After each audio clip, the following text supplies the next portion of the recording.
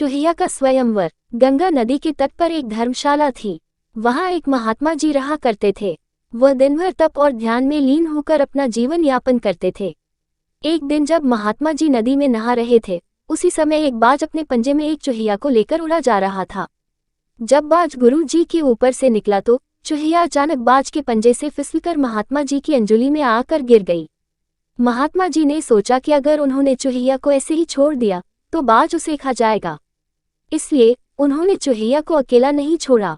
उन्होंने उसे पास के बरगद के पेड़ के नीचे रख दिया और खुद को शुद्ध करने के लिए फिर से नहाने के लिए नदी में चले गए। नहाने के बाद महात्मा जी ने अपनी शक्तियों का इस्तेमाल करके चूहिया को एक छोटी लड़की में बदल दिया और अपने साथ आश्रम ले गए। महात्मा जी ने आश्रम पहुंचकर सारी बात अपनी पत्नी को बताई और कहा कि हमारी कोई संतान नहीं है, इसलिए इसे ईश्वर का वरदान समझकर स्वीकार करो और इसका अच्छे से लालन पालन करो। फिर उस लड़की ने स्वयं गुरु जी की देखरेख में धर्मशाला में पढ़ना लिखना शुरू कर दिया। लड़की पढ़ने में बहुत होशियार थी। ये देखकर महात्मा जी और उनकी पत्नी को अपनी बेटी पर बहुत गर्व होता था। एक दिन महात्मा जी को उनकी पत्नी ने कहा कि उनकी लड़की विवाह योग्य हो गई है। तब महात्मा जी ने कहा कि यह विशेष बच्ची है, यह एक विशेष पति की हकदार है। अगली सुबह अपनी शक्तियों का उपयोग करते हुए महात्मा जी ने सूर्य देव की प्रार्थना की और पूछा, हे सूर्यदेव, क्या आप मेरी बेटी के साथ विवाह करेंगे? ये सुनकर लड़की बाली, पिताजी, सूर्यदेव पूरी दुनिया को रोशन करते हैं, लेकिन वे बहुत गर्म और उग्र स्वभाव के हैं। मैं उनसे शादी नहीं कर सकती। कृपया मेरे लिए एक बेहतर पति की तलाश करें। महात्मा जी ने आश्चर्य से पूछा, सूर्यदेव से बेहतर कौन हो सकता है? इस पर सूर्यदेव ने सलाह दी, आप बादलों के राजा से बात कर सकते हैं। वह मुझसे बेहतर हैं, क्योंकि वह मुझे और मेरे प्रकाश को ढक सकते हैं। इसके बाद महात्मा जी ने अपनी शक्तियों का उपयोग करते हुए बादलों के राजा को बुलाया और कहा, कृपया मेरी बेटी को स्वीकार करें। मैं चाहता हूं कि अगर बेटी की स्वीकृति हो तो आप उससे शादी करें। इस पर बेटी ने कहा, पिताजी, बादलों का राजा काला, गीला और बहुत ठंडा होता है। मैं उससे शादी नहीं करना चाहती। कृपया मेरे लिए एक बेहतर पति की तलाश करें। महात्मा जी ने फिर से आश्चर्य में पूछा, भला बादलों के राजा से भी बेहतर कौन हो सकता है? बादलों के राजा ने स्वयं महात्मा जी को सलाह दी, महात्मा जी, आप हवाओं के भगवान वायुदेव से बात करें। वह मुझसे बेहतर हैं, क्योंकि वह मुझे कहीं भी उड़ा कर ले जा सकते हैं। इसके बाद महात्मा जी ने फिर से अपनी शक्तियों का उपयोग करते हुए वायुदेव को बुलाया और कहा, कृपया मेरी बेटी के साथ विवाह स्वीकार करें। अगर वह आपको चुनती है तो।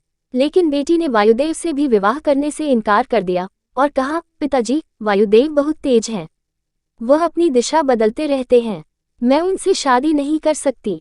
कृपया मेरे लिए एक बेहतर पति की तलाश करें। गुरुजी फिर सोचने लगे, वायुदेव से भी बेहतर कौन हो सकता है? इस पर वायुदेव ने उनको सलाह दी, आप पहाड़ों के राजा से इस विषय में बात कर सकते हैं। वह मुझसे बेहतर है, क्योंकि वह मुझे भी रोक सकते हैं। इसके बाद महात्मा जी ने अपनी शक्तियों का उपयोग करते हुए पहाड़ों के राजा को बुलाया और कहा, कृपया मेरी बेटी का हाथ स्वीकार करें। मैं चाहता हूं कि अगर वह आपको पसंद करती है तो आप उससे शादी करें। फिर बेटी ने कहा, पिता, पहाड़ों के राजा बहुत कठोर हैं। वह अचल हैं। मैं उससे शादी नहीं करना चाहती। कृपया मेरे लिए एक बेहतर पति की तलाश करें। गुरुजी ने सोचा, पहाड़ों के राजा से भी बेहतर कौन हो सकता है? पहाड़ों के राजा ने सलाह दी, गुरुजी, आप चूहे के राजा से बात करके देखिए। वह मुझसे बेहतर है, क्योंकि वह मुझ में छेद कर सकता है। तब महात्मा जी ने अपनी शक्तियों का उपयोग करते हुए चूहे के राजा को बुलाया और कहा, कृपया मेरी बेटी का हाथ स्वीकार करें। मैं चाहता हूं कि आप उससे शादी करें, अगर वह आपसे शादी करना चाहे। जब बेटी चूहे के राजा से मिली तो वह खुश होकर शादी के लिए राजी हो गई। महात्मा जी ने अपनी बेटी को एक सुंदर चूहिया के रूप में वापस बदल दिया। इस प्रकार महात्मा जी की बेटी चूहिया का स्वयंवर संपन्न हुआ। कहानी से सीख, जो जन्म से जैसा होता है उसका स्वभाव कभी नहीं बदल सकता। इसी तरह की कहानियों के लिए हमारे चैनल को सब्सक्राइब कर लीजिए। धन्यवाद।